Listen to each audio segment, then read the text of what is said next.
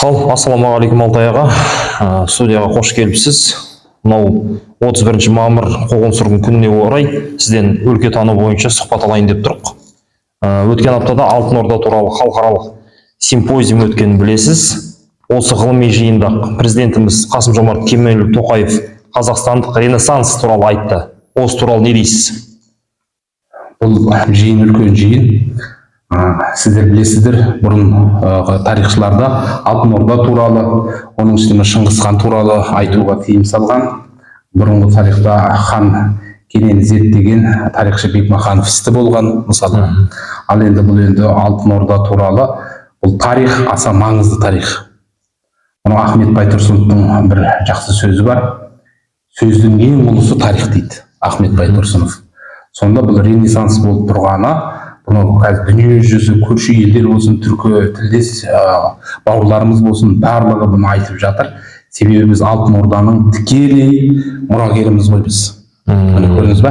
Сондықтан бұл тарихты переписать ету деген бар, қайталап жазып шығу, қайтадан жазу деген. Осы ренессансымыз біздің мынау тарих, қазір біздің академиялық тарих, мынау ғылыми ортада 7 томдық әзір болып жатыр. Мінекей, содан осы 7 томдық тарих, бұл қазақ тарихын қайта қарауға, соның барлығы мынау үлкен жоғарғы оқу орындарынан бастап, біздің мектептегі оқулықтарға дейін бағдарламасының барлығы өзгереді дегенді білдіреді. Сол үшін бұл қайта ренессанс, қайта өрлеу заманымызға біздің дәл келіп тұр. Мінекей, осы үшін біз қуанамыз. Енді өскелең ұрпақ осы ренессанс арқылы тарихты жақсы меңгереді деген ойдасыз ғой, иә? Ойдамын.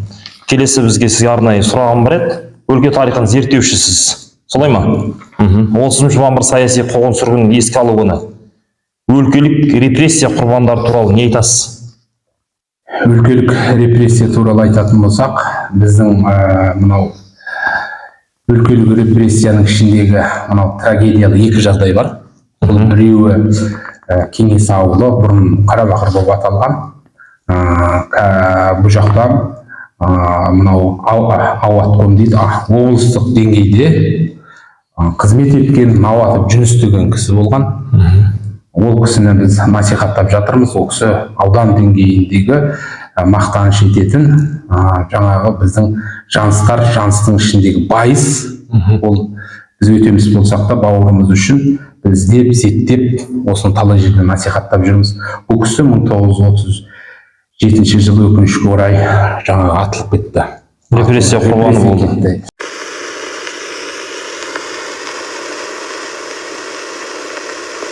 Маған керегі Жүніс.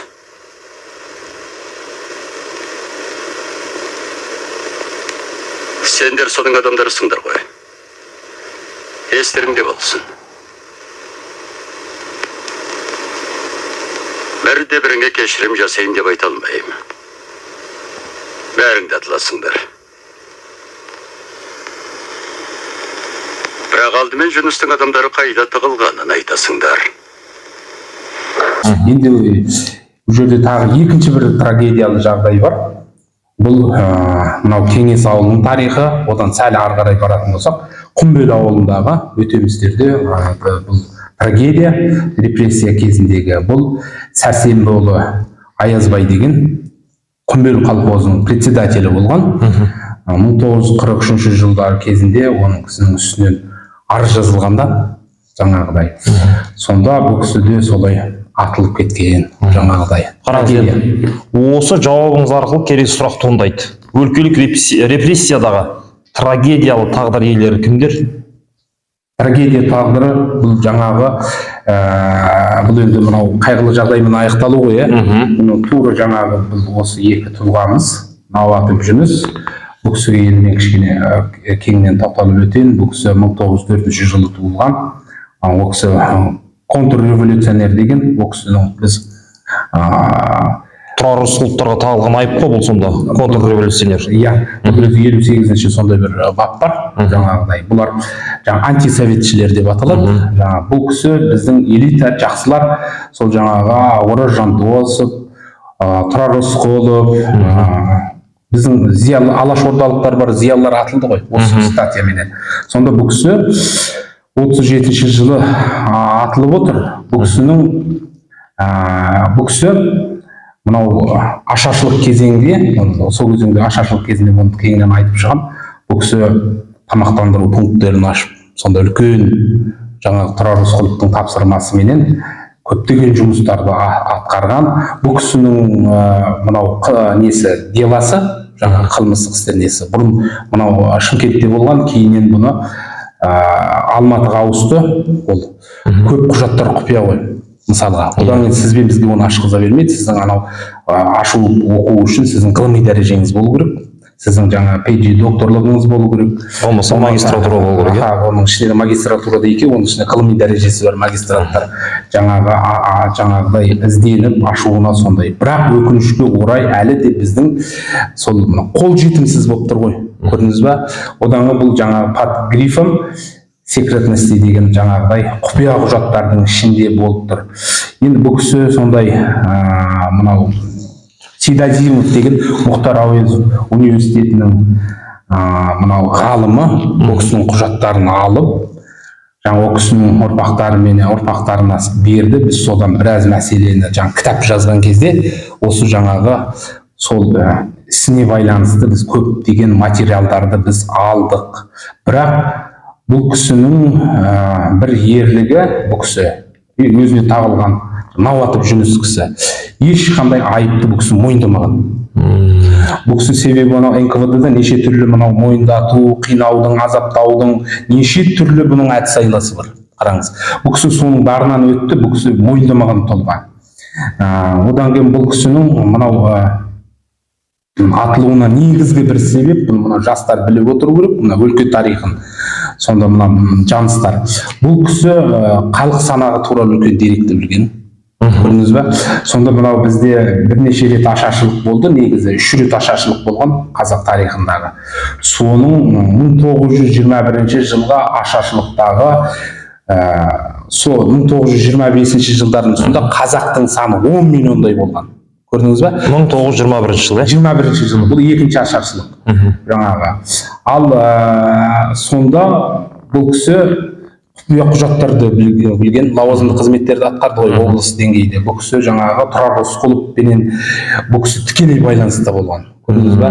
Бұл кісінің атылуына жаңа халық санағына байланысты көптеген шындықтарды білген, бұл кісі көптеген мемлекеттік құпияларды білген, бұл кісі көрдіңіз ба? Содан элита бұл кісі, сол элиталығы үшін жаңағы бұны мынау коммунистік большевиктік жүйе, сталиндік режим бұл кісінің сол өкінішке орай ату жазасына жіберді ғой.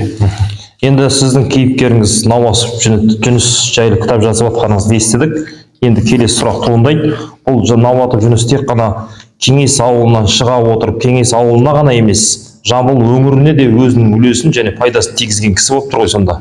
Бұл кісі мынау жаңа айтып отырмын ғой, біздің сол ашаршылық болған жылдар 32 жылда айтып тұрсыз ғой. Біз 28-ден бастап 32, негізі 35-ке дейін болды. Халық ол 35-тің өзінде де онша тойған жоқ негізінде. Бұл кісі Тұрар Рысқұлов тамақтандыру пункттерін ашты. Түсіндіңіз ба? Әр жерлерде. Бұл кісі біздің өзіміз мына Байзақ ауданы бар ғой, иә? Соның ішінде Байзақ ауданы, Әулиеата қаласының айналасы, оның ішінде мынау біздің Байзақ ауданы бұрын Жамбыл ауданының құрамында болған. Түсіндіңіз ба? Сонда Жамбыл ауданының құрамында бұл кісі көптеген жерлерде тамақтандыру пункттерін ашты. Бұл кісі мынау оны айтсақ көп кітаптың ішінде жазды. Бұл кісі мынау қазіргі Әулиеата аэропорты бар ғой. Соның орнын белгілеуде де бұл кісі 2 жерді белгілеуге қатысқан. Оның біреусі мынау қазіргі Тараз қаласындағы не бар ғой? Аэродром. Бұл кісі соғанда қатысы бар. Екіншісі бұл кісінің таңдағаны мынау Мәдібар менен Кеңес ауылының ортасында ұшу алаңы бар. Бұл Королевка деген не бізде әскери не бар ғой? Иә. Бөлімше. Соның құпия құжаттарының ішінде бұл бар. Бұл Афганистанға соғыс ашылатын болғанда, жаңағыдай соғыс болып жатқан кезінде Кеңес үкіметі бұл жерді негізінен қосымша аэродромға белгілеген. Сонда жаңағы Науатов Жүністің айтқаны несі ақиқат болып шықты. Көрдіңіздер ме? Бұл кісі жаңа ол жерде келгені кім ғой? Мұхамеджан Тынышбаев. Ол кісі аэродромдарды жаңағыдай таңдауға ол кісі келген. Ол кісі үлкен білікті маман, соның жанында жүріп облыстық деңгейде басқарып, жаңағы көп еңбек сіңірген бұл кісі. Біз анау архивный құжат, одан кейін мынау халықтан жиналған қариялар, мынау қариясы бардың қаты бар дейді ғой қазақ. Көптеген қариялар біз 20 жыл болып қапты уже. Мінекей біз сол қариялардың айтқанын барлығын кітапқа түсірдік. Одан кейін фактология бойынша біз архивный құжаттардың барлығын осы кітапты беріп отырмыз. Нақты дерек бар дейсіз ғой, дәлел бар. Дәлел бар. Енді ары қарай келесі сұрағымызды жалғастырайық. Кеңес ауылында қосылған Үштөбе, Құмбел, Қарағұм ауылдарындағы саяси қуғын-сүргін құрбандары кімдер? Тағы қосымша бар ма? Науасып Жүніп сияқты. Біздің Кеңес ауылынан репрессия кезінде болған құрбандарды мен атап өтейін. Бұл жерден фактология болсын. Мынау фактімен сөйлеу керек. 1993 жылы негізі қуғын-сүргін, ашаршылыққа байланысты президентіміз, сол кезде тұңғыш президентіміз Нұрсұлтан Назарбаев осындай жарлық шығарып, осы жалпыұлттық татулық пен саяси қуғын-сүргін құрбандарын еске алу туралы арнайы жарлықтар шығарған. Содан кейін біздің ауылда 1997 жылы Көптерек аумағының, оның ішінде Кеңес ауылының әкімі Сейітқасым Жанысбаев деген көкеміз, сол кісінің жаңағы төрағалығымен жиналыс өткен. 97 жылы, сіз есептей беріңіз. Әкімшілікте.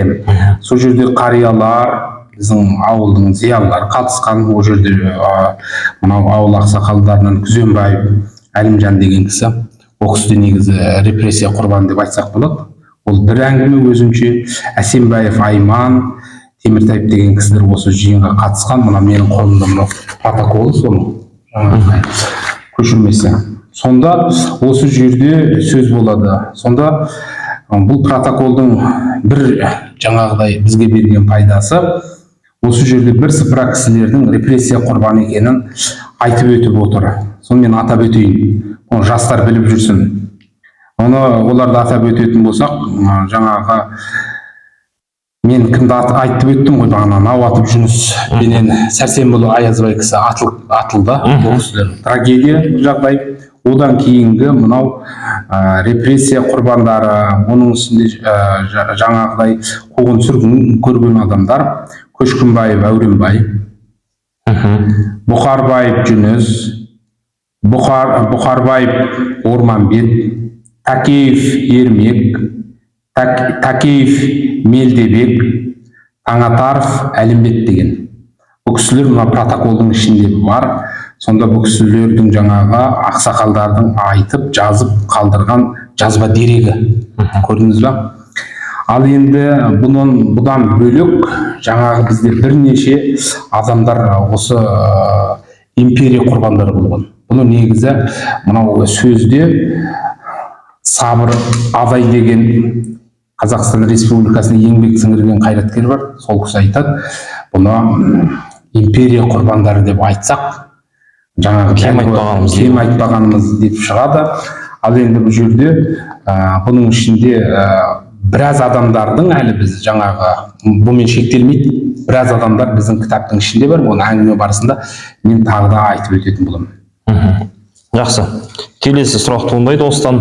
Енді осы өлкетану тарихында жалпы кейіпкерлерді зерттеп жатсыз, тарихи тұлғаларды зерттеп жатсыз. Осы тарихи тұлғалар бізге не үшін маңызды, осы тарихи тұлғалар бізге, жалпы өскелең ұрпаққа? Бұл қуғын-сүргін құрбандарын ақтауға мұқтаж емес. Бұл кісілерге арнайы жарлық шыққан, ол кісілердің бәрі ақталған. Біз оларға мұқтажбыз. Себебі біз мынау айтып отырмын ғой, сөздің ең ұлысы тарих деп бағана сөздің басында да айттым. Ахмет Байтұрсынов оны бекер айтқан жоқ. Бұл біздің тарихымыз. Көрдіңіз бе? Осы репрессия кезінде бұлардың көбі мынау сол өзінің ауылынан шыққан адамдардың көбісі зияны тиген. Көрдіңіз ба? Одан кейін нақты бір орыс келіп біздің қазақтарды қолына кісен салып алып кеткен жағдайлар бұл жаңағы менің дерегімде өте сирек кездесті. Ал осыдан келесі сұрақ туындайды, Алтай аға. Өлке ашаршылығы туралы не айтасыз? Біздің өлке ашаршылығы дегенде мына жерде бізде үлкен тарихшылардың конгрессінде жасалған мынандай бір кітап бар. Осы кітапта Әулие-Ата өңіріндегі ашаршылық туралы осындай бір кітап бар. Бұл барлық ауылда бар, кітапханаларда бар. Мінекей осы кітаптың ішінде өкінішке орай бізде мынандай жағдай, біздің мынау жаныстарда бұның кітаптың ішінде жаныстар жоқ. Өкінішке орай. Бұл жерде біз қарап шықтық қой, сонда біздің мынау өтеміс байыстар, оның ішіндегі жаныстар бұл Жамбыл облысында жоқ сияқты да. Содан кейін біз жазып жатқан кітапта өлке тарихын біз ашаршылыққа арнайы сонда біз тоқталдық ашаршылыққа. Біздің өлке тарихымыздың біздің өлкемізден ашаршылық айналып өткен жоқ, бірақ бір қайғыратын, бір қуанатын жағдай бар. Бірінші қуанатын жағдайды айтайын. Біздің Байзақ ауданы қазіргі, соның ішінде Кеңес ауылы. Осы Кеңес ауылында, мына Өтеміс пен Байыстардың ауылы ғой енді, бізде адам жеу фактісі жоқ. Мен енді жаңа сізге айтып отырмын ғой, 20 жылға жоқ мен осыны зерттеп келе жатырмын деп, адам жеу фактісі тіркелген жоқ. Ол мынау кітапта да жоқ. Ал енді бірақ біздің өлкеде жаңағы кімнің ашаршылықта Науатов Жүніс кісінің еңбегі зор. Ол кісі де осы өлкеде мынау бұрынғы кісілер біледі, біздің ауылда Байгеңес деп айтады. Түсіндіңіз ба? Сонда Байгеңес болғанда біздікілер жаңағыдай мынау ашықты. Көптеген отбасылар ашықты. Трагедиялық, мынау драмалық жағдайлар көп. Мынау құм жаққа кеткен. Біз кітаптың ішінде бір пиала ұн деген әңгіме жаздық. Жаңа кітаптың ішінде. Сондай-ақ көптеген қариялардың әңгімелерін біз жаңа кітапқа жаздық. Соның ішіндегі кітапты ашып оқса, соның ішінде деректер бар. Оның кейбір жағдайлар болады, оны жария қылып айтуға да болмайды. Мысалы, ол бір әулеттің ашаршылығын кейде жариялап айтуға да сондай бір ар-намысына тиесің ба деп сөйтесің да. Ал бірақ жаңа айтқанда ашаршылық біздің өлкеде болды. Біздің кітапта мынандай бар, тама көшкен деген, сол тамалар ағайындарымыз мынау орталық Қазақстаннан келе жатқан кезінде дәл осы бізді Кеңес ауылының маңында тамақтандыру пункті арналып, жасалып, сол жерде Науатов Жүністің басқаруымен үлкен тамақтандыру ұйымдастырылған. Мысалға сіз білесіз, мына жерде Қарабақыр деген өзіміздегі мына өзік бар ғой. Ашаршылық кезінде жердің суы қатты болған. Су көп болған, қазіргідей емес. Соны жағалап адамдар, төменнен келген адамдар сол суды өте алмай өліп қалған. Ана сайға түскенде қырға шыға алмай өліп қалған адамдар бар. Көрдіңіз ба? Көптеген. Себебі ол кісілердің, қариялардың мынау Қарабақырдың жағасында көптеген сүйектер, адам сүйектері табылып жатады ғой мысалға. Соны үлкен көзі қарақты кісілер айтып, бұл жаңа ашаршылық кезінде келген кісілердің жаңағыдай сүйектері. Көрдіңіз ба? Біз бұл ашаршылықты Өтеміс Байыстың, Жаныстың, Сиқымның барлығын өлкедегі ашаршылықты біз тапқанымызша жазып 15-ке жуық әңгімені біз кітапқа енгіздік. Ашаршылықта. Жақсы, Алтай аға, осы жалпы жаңа басында айта кеттіңіз, 37 жылғы репрессиялар тек қана оларда атып қана қоймай, оны абақтыға да жауып жатқан, Иә. Жалпы Алжир жайлы не айтасыз? Бұл Алжир дегеніміз, Ақмолада бізде Алжир, жалпы Кеңес одағындағы мынау Сталиндік режимнің бір зұлматының несі ғой, бөлімшесі біздің Ақмола облысында болды. Бұл Ақмола Алжир деп аталды. Ол Алжирді айтқанда, ол 88 қазақ әйелі болған. көбісі элитаның, зиялылардың әйелі, болмаса жаңағы антисовет аталған белсенділер, әйелдер болды ғой енді. Солардың бары сол жерге апарып қамалды. Оның ішінде біздің Кеңес ауылының ішіндегі Қарағым ауылынан Көбеева Нұрша деген апамыз осы 1938 жылы сол Ақмола Алжирінде сол жерге қамалды ол кісі. Бұл кісі мынау кімге, Жүніс кісіге тұрарға сыйлығым деп кілемге Шыңғысханды бейнелеп салған берген. Ол кісі үлкен қолөнерші адам. Кейіннен бұл кісінің сонымен байланыстығы 37 жылы Науатов Жүніс күзде ұсталғанда, халық жауы болғанда осының барлығы қозғалып, Нұрша апамыз жаңағыдай көп бір факторлар болды. Соменен ол кісі ұсталды. Біз оны арнайы қуғын-сүргін несінде арнайы видеомен береміз, халықтар оны көрсін. Нұрша апамызды және де ол кісі ойықты болғанда Нұрша апамыз Бейімбет Майлиннің әйелі Гүлжамал Майлина менен жаңағыдай сырлас болған. Ол кісінің жаңағы мынандай апара жатқанда да Алжирге азаптап апарған. Алжирдің ішіндегі көптеген ауыр жұмыстарды істетті, қамыс орғызды, барақтарды өздеріне соққызды, тал еккізді. Енді көптеген ауыр жұмыстарды жасаған. Мінекей содан кейін 1941 жылы соғыс басталды ғой. Жаңағы Ұлы Отан соғысы дейміз. Екінші дүниежүзілік соғыс айтамыз. Бұрын сізбен біздің кезімізде Ұлы Отан соғысы өтті. Нұрша апамыз 1941 жылы жаңағы Алжирде кесте үйірмесін ұйымдастырып, кесте тіккен мінекей. Одан кейін мына соғысқа тондар тікті. Көрдіңіз ба? Сөйтіп бұл кісі еңбегі сол бағаланып, соғыстан кейін бұл кісі елге келген. Одан кейін бұл кісі халық біле отыру керек, Әсембаев Айман ағайды сіз білесіз, көзіңіз көрдіңіз. Сол кісінің анасы. Ал бірақ біздің жаңа Әсембаев Айман ағайымызды айта кету керек, кітаптың ішінде бар, ол кісі Ленин портретін сындырған адам. Көрдіңіз бе? Сөйтіп ол кісінің үстінде жаңағыдай көрдіңіз бе? Оңай емес қой ол. Сталин Лениннің суретін сындырып, ол өзіңді ату жазасына жіберетін жағдай. Мінекей біздің Айман ағайдың анасының Алжирде болуы Айман ағайымыздың өмірлік психологиясына әсер еткен негізінде. Көрдіңіз бе? Сондықтан біздің осындай халық, мына Кеңес ауылы, ол Нұрша апамызды жаңағы Бестерек руы, Бестеректің ішіндегі жігітек жаңағыдай. Сонда бұл кісінің тағдырын біздің жастар біліп отыру керек. Көрдіңіздер ме, жаңағыдай өзіңіз айтқандай, мынау қиын күндерді, қиын тарихты жастардың білген абзал ғой. Өйтпеу керек. Бұл елдің еңсесін басу керек, езу керек, жоғалту керек, тарихын ұмыттыру керек. Мінекей осындай саясат болды ағайындар.